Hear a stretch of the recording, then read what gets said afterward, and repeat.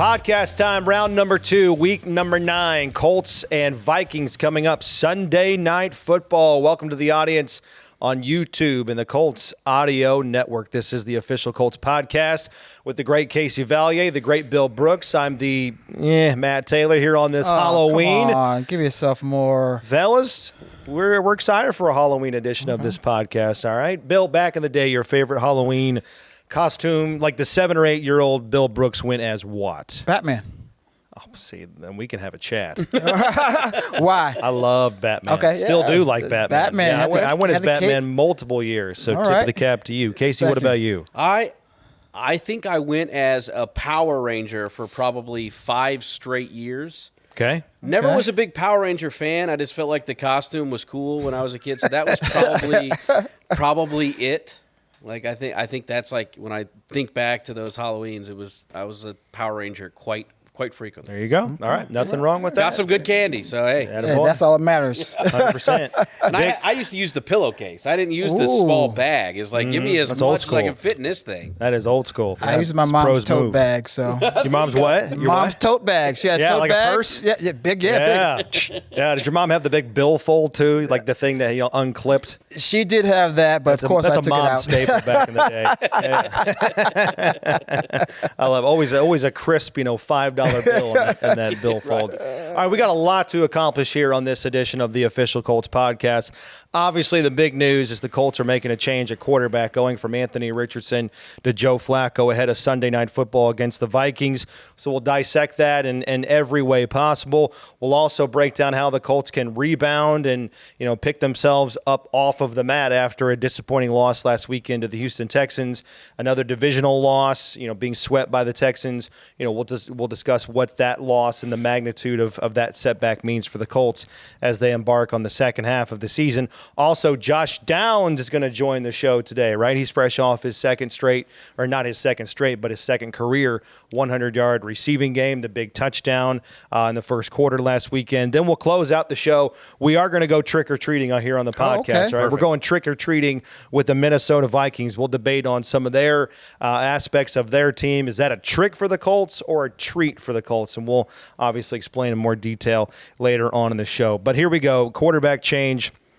Bill, I'm just going to toss it to you.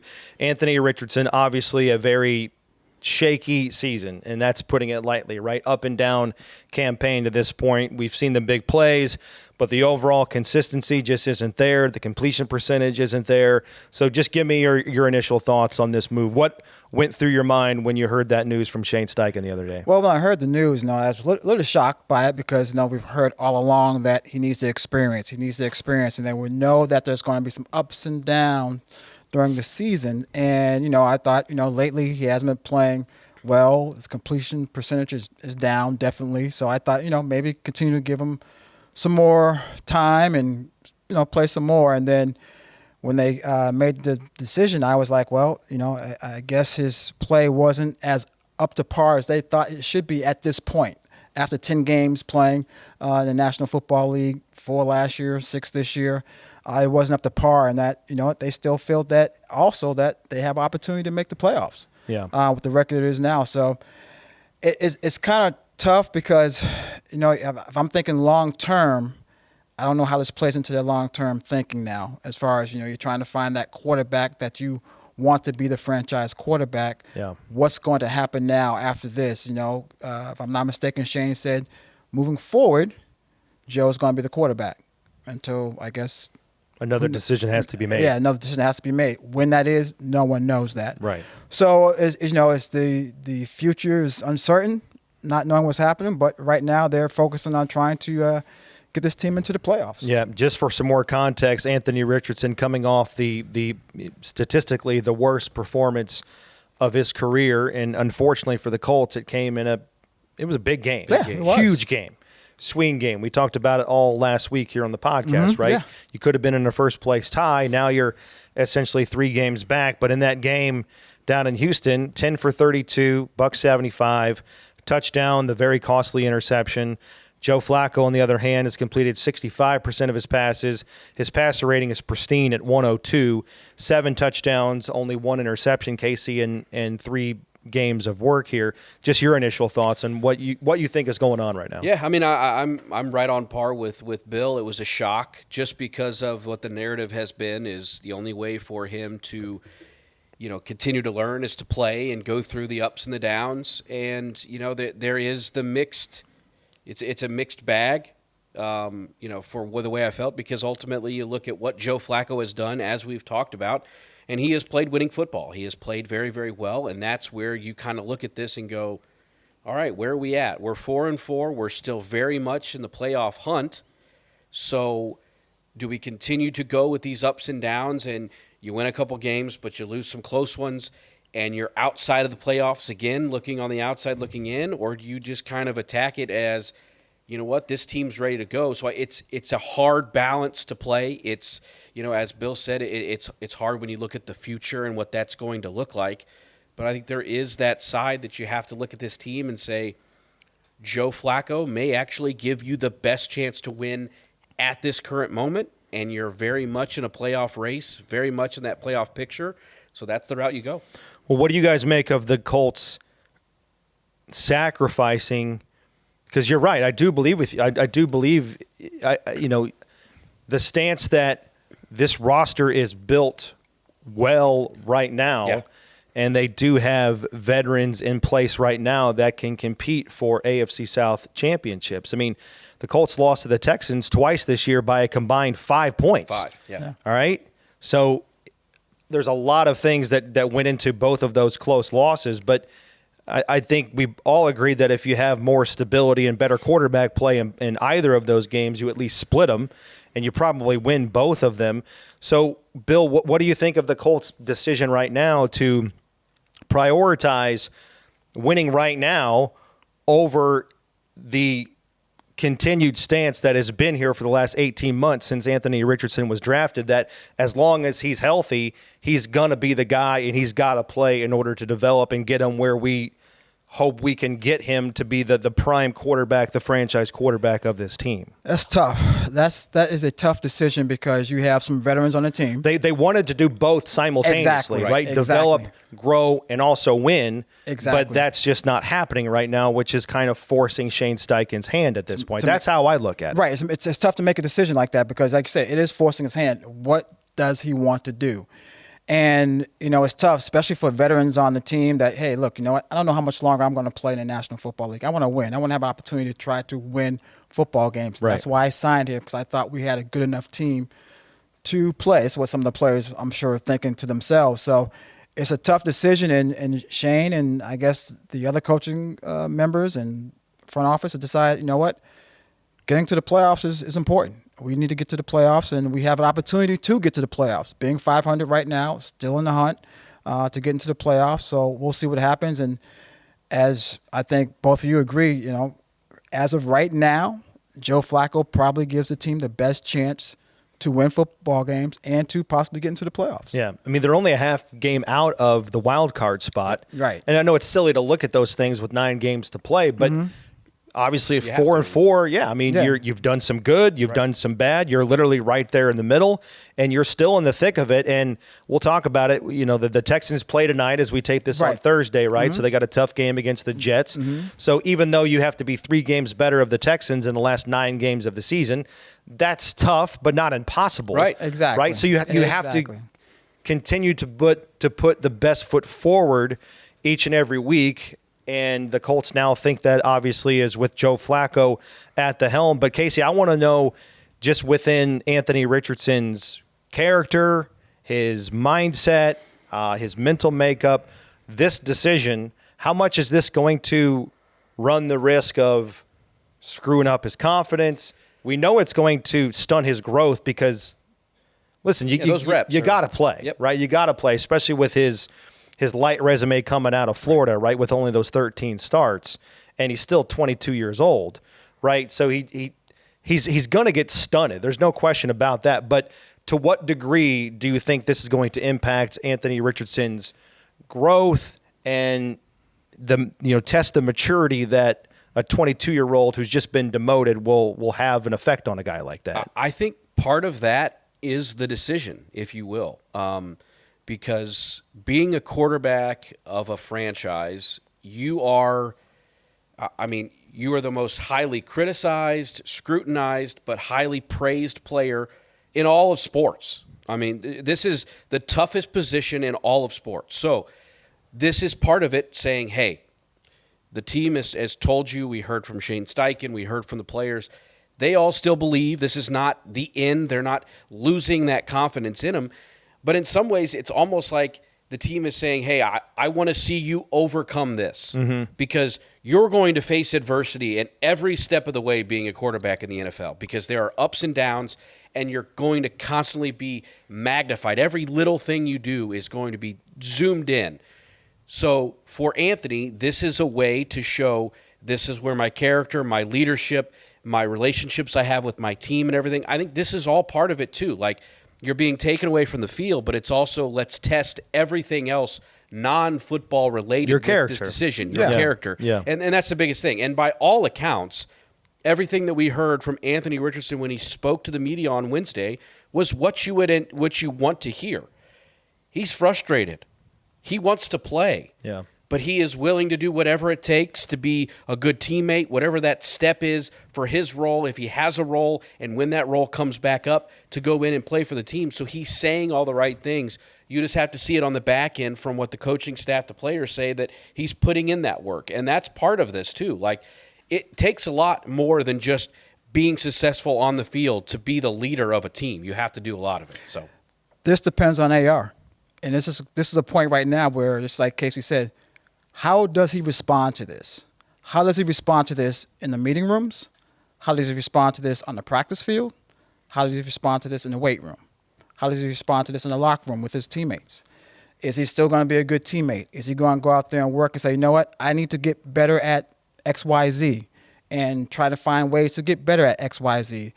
Talk to the coaches, watch more film, stay after in the practice some more. Sure. So that's going to depend on him. And I think this is going to be an important part of Anthony's growth, maturity, hopefully, and see how he responds to this. And I hope that he responds well, that he goes out and say, hey, you know what? This is a challenge now for me. I have another challenge in front of me.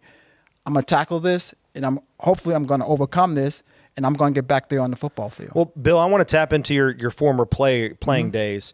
Put that hat back on if we can, because I do think it's important to talk about the here and the now.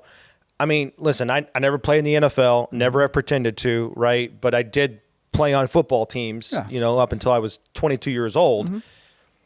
And listen, like, there's a boatload of time and there's a boatload of energy and resources that you pour in as a player every single week to get ready for NFL games or any football game at any level. But you're asking all of these guys. You're asking Jonathan Taylor. You're asking DeForest Buckner and Quentin Nelson and Ryan Kelly and Julian Blackmon and Kenny Moore II and E.J. Speed and Zaire Franklin. You're asking all of those guys to bust their ass every single day, and they do.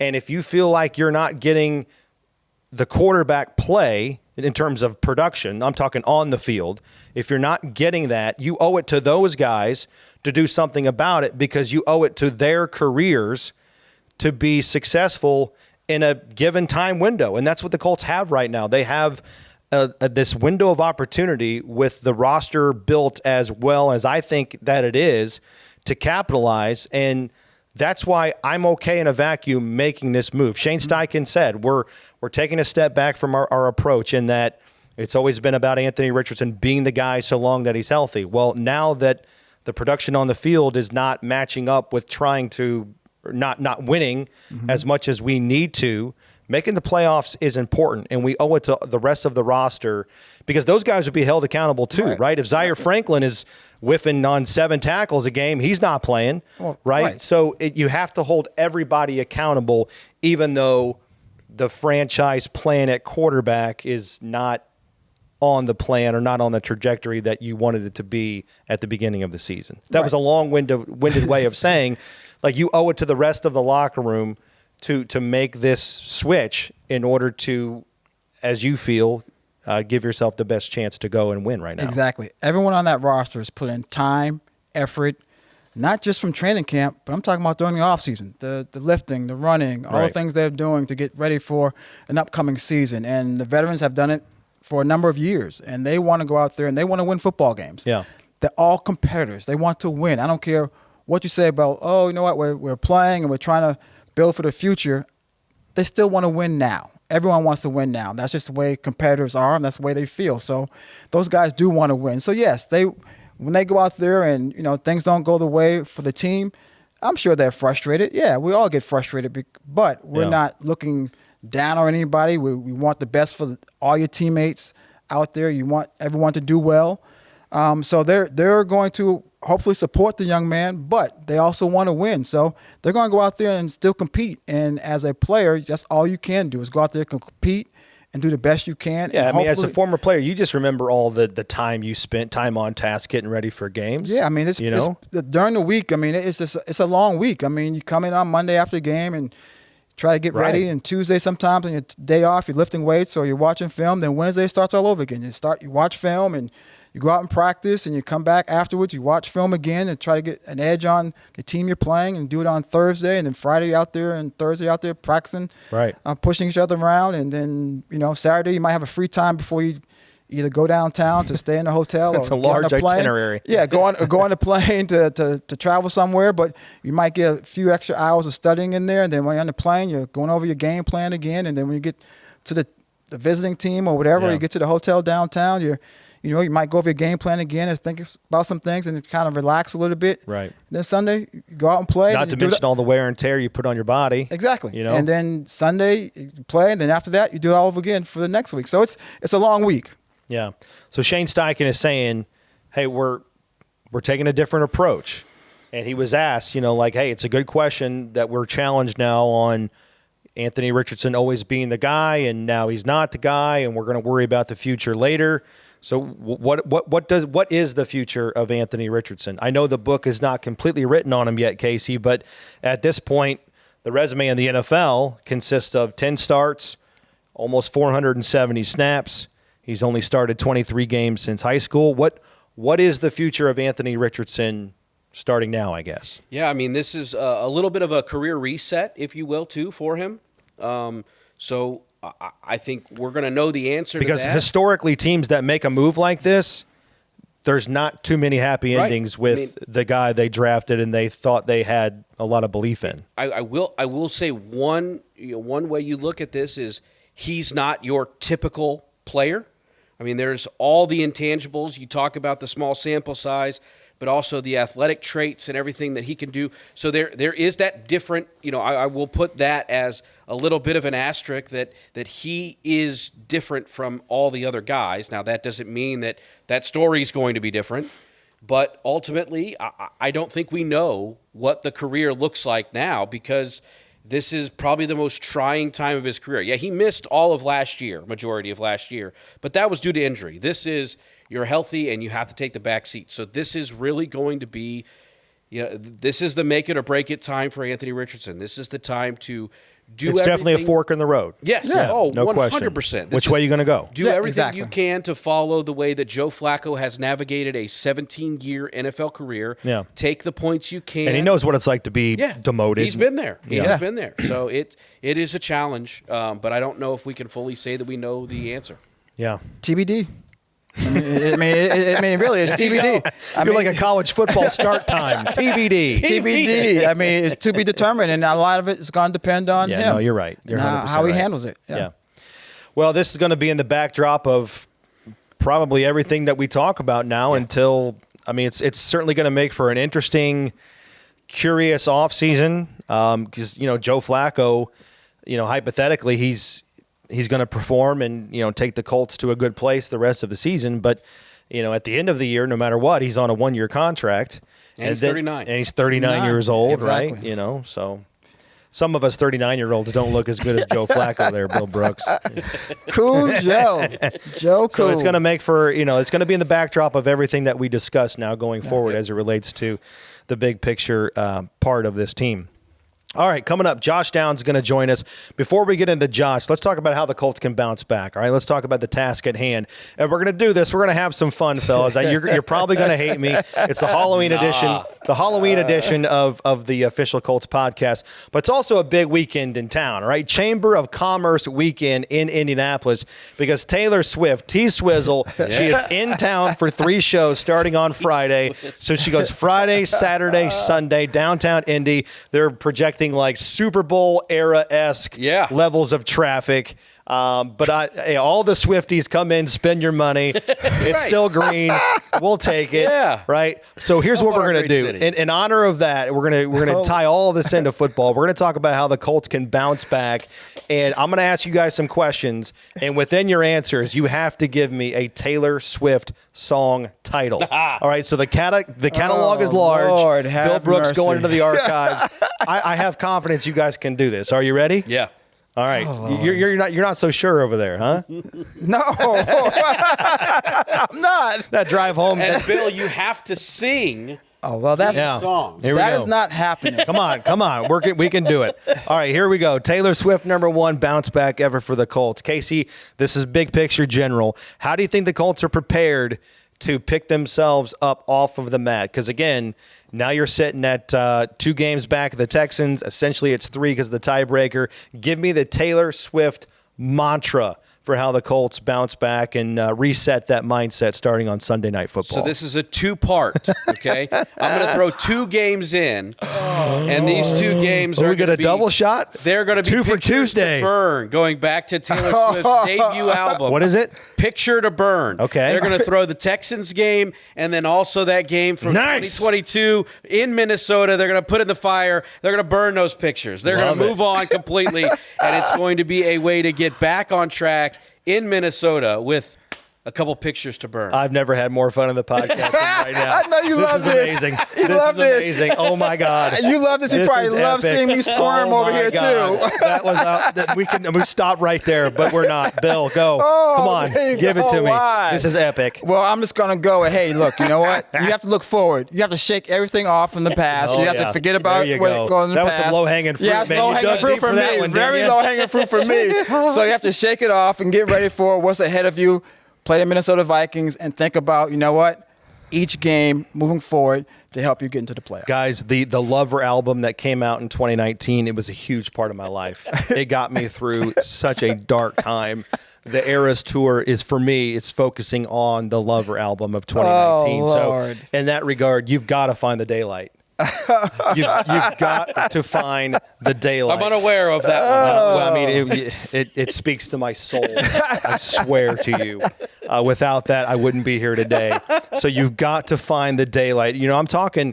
Here's the thing. I mean, like the Texans, they're not this immovable force. All right. You've got to find the daylight coming out of that game because you still have everything in front of you, right? As corny as it sounds, you still got 9 games to play. Yep. You hold your destiny still in your own hands. You're 4-4. Favorable schedule coming up after the month of November, right? Yeah. But you still have to navigate this difficult time right now, starting on Sunday with Minnesota and their great defense, complicated defense. You got the Lions coming up. You got the Bills coming up. It's another Sunday nighter against the Jets. Find the daylight. All right, T-Swizzle #2, Casey. Are the Colts realistically now, are they only playing for a wild card spot after what happened? Incorporate that answer with a Taylor Swift song title. So I'm going to go back-to-back on these next 2 with the Reputation album from Taylor Swift. Another huge part of my life. And I'm going to go with In Game. I think In Game is a playoff berth with this team. Wow. So the In Game is absolutely its wild card spot to stop. But we mentioned it at the top. You're 3 games back of Houston in the division if you want to play it, Correct. in a way. There's still, you mentioned 9 games left. They just lost Stephon Diggs for the year. Mm-hmm. Nico Collins still on IR. So they've got a tough route to go with the offense that's been a little shaky in Houston. So I think ultimately your end game is playoff, but I don't know necessarily if I think that's wild card only. But I do think this is a playoff team, and the end game is ultimately the playoffs. The end game? The end game. All right. I'm not familiar with that one. But again, 2019, the Lover album, that was my sweet spot. Bill, take us home. Oh, take us home. Look, I've got some help on this, so I'm this. Listen to this. Who'd you call? This is Lifeline? No Lifeline. Phone a friend? Just some local young individuals in the building. I need names. I need names. I'll leave names out of it for right So now. this is the bullpen. And on this one, I have multiple titles. And What I'm saying? Oh yes, All right. multiple. Hell yeah. I'm going with this. All right. You say, are the Colts realistically only playing for a wild card spot now? Call it what you want. Call it what you want. That's a Okay. song. All right. But that isn't the end game, All right. All right. and you need to calm down. Oh! No! Calm down. Oh, my sheet. Again, off the Lover album, 2019. Just calm down. Just calm down. You look at it, you're 100% right. The Texans schedule, holy smokes, Jets, Lions, Dallas, Miami with Tua, Kansas City, Baltimore. That could be a lot of L's. Let's just calm down. Just calm down. You put a whole sentence together. There you go. It says, hey, look. The whole rhetoric is Taylor Swift. I'm gonna go back to my playing days in 1996 when I was playing in Washington. All right. We started the season 7-1. Okay, after 8 games, we're 7-1. After that, the next 8 games, we went 2-6. Ooh, woof. Yes, and we missed the playoffs. Where was Taylor Swift when you needed her? Exactly, we missed the playoffs. So what we've just talked about, it can happen to anybody. Yeah. It can happen to Houston. You know what? We don't know what's happening. You talked about the injuries to Houston. Anything can happen. I don't want anyone to get injured, but that's just part of the game of National Football League, playing football. So anything can happen. So like Casey, yes, we want to get into the playoffs. If it's a wild card, great. But the AFC South is still available to win. You just have to take care of your own business. What time is your Taylor Swift meetup?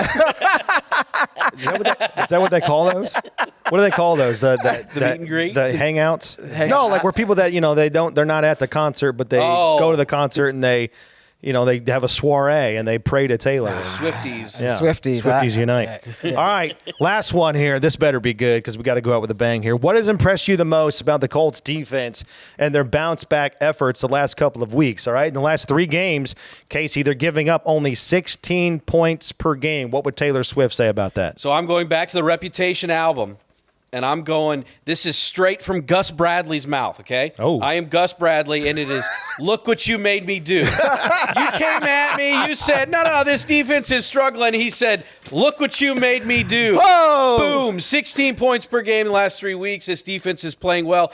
Really like that song, my kids love it because it is in the Sing 2 soundtrack. So I was happy to know that was yeah. I did not know it was a Taylor Swift song until I did some research. But yes, Gus Bradley just he just did a mic drop and said, look what you made me do. And that's got to be a breakup song, right? I mean, for her, I would assume. all of the songs are breakup songs. Right. I mean, Travis Kelce, beware. All right, you do not screw around with that. Okay, I like it. Bill Brooks, All right. defense, lay it on me. This is what I'm going with. Yeah. Since the last couple of games, the defense has been playing well in the fourth quarter. Yeah. Playing extremely well. They're not leaving any blank space. Right. They're not chancing it. They're just going out there. All right, yeah. They're just not chancing it, go out there playing well. And hey, yeah. look, we're going to take care of business right now. What happened in the past, that was the past. Right now, moving forward, we are taking care of business. And we're not leaving any blank space. I like it. Say again, I'm going back in the archives. All right. Again, I was, just a young guy, wasn't married yet. The Red album in 2012, another enormous part of my life. I mean, she spoke to me and that era for me. We begin again. We begin again on defense, and I've said it all off season going into this season. Way too much talent on that side of the ball to be giving up 150 rushing yards per game on average. They held Joe Mixon in check to 96, or the Texans, I should say, guided by Joe Mixon, under 100 yards rushing last week. They did a good job. They still gave up some impactful runs throughout the course of the game, but it wasn't blow by blow like it was in week 1 at Lucas Oil Stadium. So that was a good step in the right direction. Stop the run better. The Colts are making some more plays in the red zone. And the biggest thing is it's all about point total. I mean, we can sit here and talk about rushing defense and third down and all of this stuff. At the end of the day is, did you score more points than the other team? Yep. And the Colts have routinely been holding teams under 20 points. They gave up 23 last week, but 7 of it was that was junk, right? I mean, it was essentially a pick six thrown by Anthony Richardson right there. So that's not on the defense. Any other Taylor Swift songs you guys just need to get out of your system before we transition here? No, not me. Definitely not me. You sure? There's no I'm bad sure. blood with Taylor Swift. So I stay out too late. Well, that was Casey the other night. He was having a good time. I can tell you that. That's right. I stay out too late. A guy that is not staying out late and is producing on Sundays.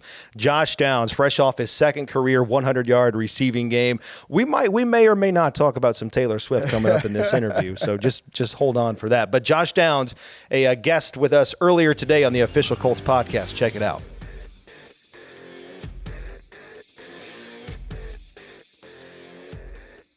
All right, it's time now to visit with Josh Downs, second-year wide receiver for the Indianapolis Colts, fresh off a big game against the Houston Texans, including a 69-yard bomb touchdown in the first quarter to get things started for the Colts. Take me through that play. How did you get so wide open on that play? Yeah, man. First, just career long, so what a blessing to be at 69-yard for my career long. That was a new milestone for me. But yeah, they drew it up about 2 weeks ago. We just had it in the game plan. Finally called it.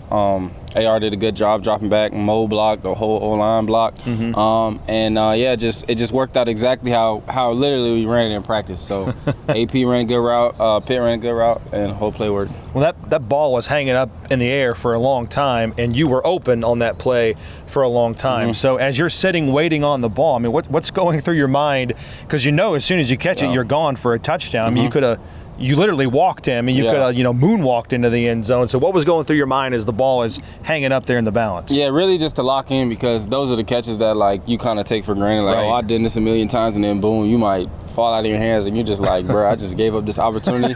So, yeah, the ball was a little low, so I was just like, let me just look it in and make sure that I come down with it. All right, so the news of the week obviously centers around quarterback. That's going to impact you as a pass catcher. Going from Anthony Richardson to Joe Flacco, just your initial reaction, making that big of a switch here at the midway point of the season. Yeah, I mean, of course I feel bad for Anthony. That's my dog, but you just got to trust what the coaches say. Joe's an excellent player, and I know he's been doing this a long time. He's a very excellent quarterback, very smart. So if that's what the coaches feel is best, then it is what it is. But, yeah, I definitely feel for my guy because me and Anthony are good friends. Yeah, like you said, you guys are very tight, same draft class and all of that. How do you help him along in this tough moment for him, just on a human level? Yeah, just really just keep in touch with him, like more than just like talking to him as a teammate, just asking him, is he okay? Like, how's he doing? Like, stay locked in. Right. And just really joking with him, just make sure his spirits stay up. How is he doing from an emotional standpoint based on the things you've seen? Yeah, I think he's doing good. I mean, he's had a good attitude. He's been out there really just working and practicing, and he's just going to keep going. Yeah. How do you think this will help him, grow, and, adversity builds character, right? How do you think he can grow from this experience? Yeah, I mean, just really as motivation. I had sent him this little quote, like, I know, like when you're trying to get God to lead your life, he may not do what you want in that moment, but it's going to help you in the long run. So just reminding him that, like, think bigger. It might be motivation, time to learn, and just get better in the moment. And down the road, like, you've seen quarterbacks like Geno Smith, he's playing really well for the Seahawks now. Sure. And that could be like AR's story. No doubt about it. All right, now within the task at hand, your quarterback, as we said now, is Joe Flacco, and you two seem to have a pretty good rapport with one another. I mean, you have 23 catches in 3 games with Joe Flacco as the quarterback. So what is it about Joe that accentuates your strength as a receiver? Yeah, Joe, like I said, he's just very smart. He's been doing this game a long time. So, I try to, whenever they call my number, try to get open, and he's really on point with it. And, I mean, he gets the ball out of his hands quick. And I feel like a lot of the times that's been what it's been. But, I mean, he's been looking for me, and I've been there for him. So I'd say that we just got to keep that connection going. What is it about Joe? Because his nickname is Cool Joe, Joe Cool. Yeah. What is it about his demeanor in the huddle that just sort of puts everybody on ice and everybody's really chill around him with his poise? Yeah, like you said, like, he's just cool in the moment, real poised. Like, he just looks confident when he does it. He's kind of just like I've been there, done this before. So he comes in the huddle like, he just got this swagger to him. Like, he's just like, kind of like, hey, man, like, we going to run this. And it's just like, but he's been doing it, so I understand. Really good player, older dude, so you can respect him as a leader as well. Hey, take it easy on the older dude stuff, all right? Yeah, I'm 39, just like Joe Flacco. So yeah, facts. Can we chill with that? Vet. Right? I'm going to say he's a vet. He's a vet. Yeah. Let me reword it. I'm just young. I'm just really, really young. So, like, he's like. All right. Yeah, we're gonna dub that out. Yeah, we're gonna take that one out here in post. Okay. All right. I mean, even his walk is cool, right? Even Joe's walk is cool. Like good posture. You know what I'm saying? Like he just knows exactly where to go with the football at all times, and you're going to see a really, I would say, complicated defense in the Minnesota Vikings coming up on Sunday night. So with that in mind, how advantageous is it to have a guy like Joe Flacco that no matter what he sees, he will have seen it before? Nah, very advantageous because, watching tape on them, they do a lot of weird, funky things. Like they run a lot of weird different zones, about 20 different coverages. They got more than that, really. So it's just kind of like, He's been through a lot. He's seen so many different defenses. So for him, he's been there, done that. So I really trust him in that moment. What is it about the Vikings defense that makes it so complicated? You just talked about it a little bit, but I mean, it seems to be nuanced and unique. How tough has it been to get a grasp on all the things they're doing, and when you line up, you know exactly what you're supposed to be doing based on the reads that you've seen? Yeah, I mean, they do a lot of different things. So like, I wouldn't say you can just completely know exactly what they're doing, because at times they might have somebody look like they're blitzing and drop them to the deep half. So it's like, this is things like that. Like, it's just like, you may not expect that, but that's what they do. So it's really complicated, and it's hard to know exactly what they're doing. But I'm confident that we have a good plan for them this week. All right, let's go back to Houston. Like we said, you're coming off another big game, your second career 100-yard receiving game, and it's a really good second season for you. Are you happy with what you've been able to put out so far in your second campaign? No, for sure. I'd say nothing short of a blessing. Started out kind of weird for me because I hurt my ankle in camp, and I was just kind of like confused in the moment, like right before the season. But I could say that everything that I've wanted, it's come to fruition. So got to thank God for that, and I feel like I just got to keep going, just go to work every week. Right. I've been banged up here and there, like my toe and ankle and all that, but it is what it is. I mean, that's the name of football. No doubt about that, and it's also your first chance to play on Sunday Night Football. All right, so talk to me about the emotions there playing on the big stage. I'm really just like even though I don't get to see it, I want one of my friends to record the intro when you say like your name, your school. Josh Downs, North Carolina. Part. So that's really what I like. And I mean, I know their stadium's crazy. It's gonna be loud, and I mean, prime time. Absolutely. All right. Speaking of prime time, yourself and Tyler Goodson, you guys are both primetime players in the NFL. And we had them on the podcast, I don't know, about a month ago.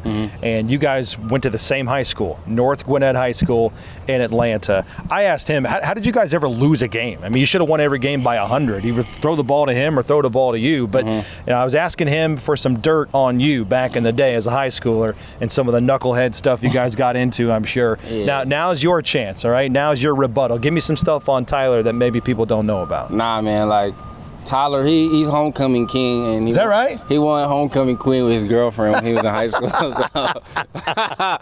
Yeah, he did. That's a party. So I need somebody to show him this video, because he won homecoming king. You have the crown and everything. Yeah, the whole it deal? was just, they were a really cute couple at the time, just like they were one of them. So yeah, I mean, I'm not gonna say her name, but yeah, it was one of them. Some puppy love, maybe. Yeah, definitely. Back in the day, for sure. All right. Speaking of that, I know the Colts are going to be out of town this weekend, but in town this weekend in Indianapolis is Taylor Swift. All right. So are you a fan? Do you respect the music? Like, everybody's like on one side of the fence or the other, regarding Taylor Swift. So lay it on me here. Now, you got to respect greatness. I will say I like one of her songs, Cruel Summer. That song right there, that's a real good song. So I respect her grind. She one of the greats. I don't listen to her all that much, but I know that Cruel Summer song, that's real. I like all right. She's got 3 shows in Indy. The Colts are going to be out of town on Sunday, so maybe we see Josh Downs in the crowd on either Friday or Saturday. Respect the game. T-Swizzle right there, Josh Downs. Hey, man, always appreciate your time. Yes, all sir. the best. All right. Appreciate it. Thank you.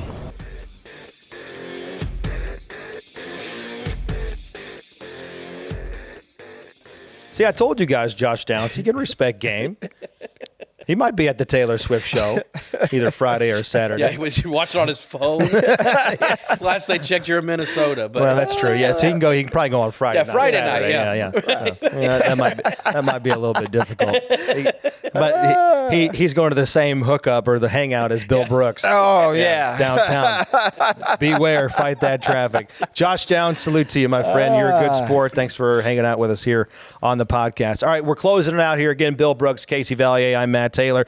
We're going trick-or-treating tonight because it's Halloween, so let's trick-or-treat with the Minnesota Vikings. I'm going to set you guys up. Trick is, that's a little bit concerning for the Colts. Treat is, Indianapolis should be in a good spot, and maybe they take advantage of the Vikings in some of these respects. Let's talk about the running game, all right? They're guided by Sam Darnold at quarterback, but they want to run the ball first on offense, right? The running game goes through former Packer running back Aaron Jones. He's one of 3 players this year with 500-plus rushing yards and 200-plus receiving yards. The other 2 players in that respects are Bijan Robinson and Alvin Kamara. So the Vikings, I dug this up in the prep this week, Bill. The Vikings are 5-0 this year when they are afforded the ability to run the ball at least 24 times. So they're 0-2 when they don't, when they were behind and they're not able to establish the running game guided by Jones. Is the running game for the Vikings a trick or a treat for this Colts defense, who again is coming off a pretty decent performance against the Texans last time out? I must say this. I think it's actually a trick because I think the Vikings have a good running game. Okay. They run the ball very well. Aaron Jones, as you just said, is a very good running back, has good stats. And I think they're going to try to run the ball because they want to keep possession of the ball and they want to set their play action pass to Justin Jefferson. They want to get the ball down the field. So I think it's something that the Colts are going to have to continue to work on because the Colts overall, as far as the season, the rushing defense hasn't been up to par of what they want to be, of course. So I'm sure they definitely are working on that. But I think it's going to be a trick, but the Colts have to be prepared for that, just knowing that they're probably going to try to run the ball, and then the big plays are going to be to Justin Jefferson on play action pass. All right, Casey, stay right there. He brought up Justin Jefferson. This could be, if you're not prepared, he could be literally a one-man nightmare. He could be Chucky. Yeah. Nightmare on Elm Street, or is that what it's called? Nightmare on Elm Street. He can be Freddy Krueger. Scream 5, all in one. Yeah. You know what I mean? Just take your by the way, horror movies suck, by the way. Come on. Horror movies are terrible. Oh, I love them. I'm not a big horror movie guy. Yeah, there's no substance there. No. Plots stink. No. They're all predictable. But Justin Jefferson can be a walking nightmare. He's got the 3rd most receiving yards in NFL history by a player in their first 5 seasons in the NFL. Had a big game against the Colts last time out in 2022. We haven't talked about that game yet. Oh, no. We don't need to. 12 catches for $123 and a touchdown. I know where you're going on this one, Casey Vallier. Jefferson, is he a trick or a treat for the Colts? Yeah, I think it's impossible for him to not be a trick. Yeah. Just because, you look at the category and the names that he is with. This is not just he's a top 10 player currently. He is on pace to be a top 5 receiver to ever play the game. Yeah. What he is able to do, and you watch him play, and he does it in so many ways. He's not a selfish player. Like, he wants to win, and if it means he has 7 catches for 45 yards, but they're, a bunch of them are big 3rd and 2, like that's what he does. He does it in so many aspects of a game. Big spots, right? Yep. And it's one of those things where in some ways you look at this game and you look at what everybody else does. He's going to get his. Like, we saw what this team did. Now, this is the one exception. We saw what this team did to Tyreek Hill and Jalen Waddle in that Miami game. We know that the quarterback situation for Miami was a little shaky. That led to it. Justin Jefferson, I think he's a different player than what Tyreek Hill is. Tyreek Hill has all the numbers, but Tyreek Hill's kind of, you kind of know what to expect. Justin Jefferson, he can do it all.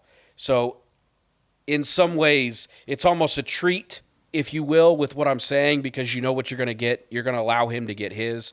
You can't let him break the game with 18 for 225 and a handful of touchdowns. But you can just pencil him in for, I think he's averaging 100 yards per game, essentially, right at that line. Right. So you can pencil him in at probably 6 for 100, and you just hope that it's not the back-breaking plays. Yeah, and you're not giving up 30 points. Right. Yeah. Right. That's the biggest thing. You don't want it to be, 3rd and 16, and you allow Justin Jefferson to have a 25 to 30 yard big first down completion. Right. Those are the plays. Those are what you're looking at. All right, last one I want to hit on here before we close out. The defense for the Vikings, as we said, we kind of alluded to this a little bit earlier, but really complicated. It's complex. It's unique. They bring a lot of pressures. They blitz a ton. They're guided by former Dolphins head coach Brian Flores. They're giving up less than 20 points per game on the season, but their average in the last two is 30.5 points per game allowed to the Lions and the Rams. And what's the common denominator there between those two teams? Great quarterbacks. Yes. Established veterans. Jared Goff, Matthew Stafford. They kind of torched the Vikings in the middle of the field in the passing game. So with that in mind, and I think this is doubling back to the Anthony Richardson discussion, maybe this week in making the change in terms of the opponent kind of factored into the change at quarterback as well, because it's such a tough defense for a young quarterback like Anthony Richardson. Let's make the change now to Joe Flacco. No matter what the Vikings do on defense, Joe will have seen it before. So is that a trick or a treat, this defense with Joe Flacco at quarterback, who at age, essentially 40 years old, has been there, done that from a scheme standpoint on what Flores is trying to do? I think this week with Joe Flacco being in there, Joe Flacco with all the experience, seeing all these different type of defense, it's going to be a treat. Yeah, for baby. The Colts. There you go. I think it's going to be a treat because I don't think they're going to do anything he hasn't seen before. Then, of course, a lot of it depends on how the offensive line does and the blocking does. But there's not going to be anything he hasn't seen before. And I think he's able to get the ball out to the guys that need to catch the ball in certain situations. And we talk about completion percentage. His is in the 60s, so we know he can get the ball out and get the ball to the right guys and possibly he can make some big plays down the field. But I don't think he's going to give you too many negative plays because he just doesn't know what's going on out there in the football field. So I think it's going to be a treat for the Colts having Flacco in there against this Vikings defense. I like it. Do you have many trick-or-treaters tonight at your place, you think? A few, not many. We kind of live in an area where not a lot of kids? Yeah, not a lot of kids. So what about weirdo adults? They knocking on your door? No, not too many adults. Not too many adults are knocking on the door. Maybe some. Actually, to be honest with you, the neighborhood I live in, maybe some grandparents with their grandkids coming by. Like that. So yeah, they might be coming by. So all right. A few of those. Best and worst Halloween candy, Casey Vallier. Oh man, that's a loaded question. I'm a big Snickers and Reese guy. Got it. Yeah. The worst. I mean, anything unmarked. Yeah, the generic peanut candy. Yeah, thank you. You have that back. We have all the doorstops we need. All the doorstops we need. Yeah, thank you. Well done with the Jerry Seinfeld. That's a like. I'm an anti candy corn. Yeah. Like when you give me the bag that's got, I'm like, no. I'm not a huge chocolate guy, but I feel like Halloween. I'm a chocolate. You got to guy. go chocolate. I'm a chocolate. I'm good with like Starburst or Skittles. Yeah. But outside of that, it better be chocolate. I'm a chocolate guy. 100%. Give me Snickers, Twix. Casey's going to be up now, to now some people, 12:30 now some people in this hawking building off the kids' loot. Right. There's some people in this building that won't like me for this, but Almond Joys. I'm an Almond Joy guy. Wow. Snickers, Why is that Twix. a hot take? Some people don't like. Some people don't like Almond Joys. Seems like a pedestrian take. It's, Is Almond Joy? What's that? Is that coconut? It's chocolate, coconut, and some peanut. Coconut. Yeah. It's not like you just said baseball and hot dogs. That's just me. I like Almond Joy, so I'll take anything chocolate for the most part. All right, well, I'm gonna stop by Bill's house and I'm gonna give you candy. I appreciate at your thank place. you. I'm gonna reverse trick. Reverse trick or treat. Big box too. No, I'm gonna get you a big bar, maybe a Hershey with almonds bar. All right, there you go. Now, here's what I'm gonna do tonight. I'm gonna have candy for Bill. Knock on his door. I'm gonna be like that guy from Say Anything with the boombox, Blair and Taylor Swift. Bill, there we go. It all comes back around. There we go. Yeah, we had some fun today. All right, yes, we did. We put everything into context. We broke down Anthony Richardson. I loved it. Yeah, we talked about Taylor Swift. What else is there? Right? Big game for the Colts. Sunday Night Football. We look forward to it. We're going to break everything down coming up next week when we preview the Buffalo Bills who are in town. And finally, this road streak for the Colts will come to an end. It's been quite the adventure. A lot of frequent flyer miles, and I have forgotten a toothbrush 2 out of the last 3 road trips. So that's not been good. fun. So I had to walk across the street to CVS or Walgreens. Hey, here's your friendly reminder. Don't forget one this time. Well, It doesn't really seem to help. I can tell you that. I always forget something. Do we have to tie it around your neck so you won't forget? Yeah. Set the alarm on my phone. That's the toothbrush alarm going off. All right. Colts and Vikings, huge game this weekend. We'll see if the Colts can bounce back, and we're going to put everything into perspective next weekend here on the Official Colts Podcast. For Bill Brooks, Casey Vallier, I'm Matt Taylor. Happy Halloween, everybody, and we'll talk to you next week.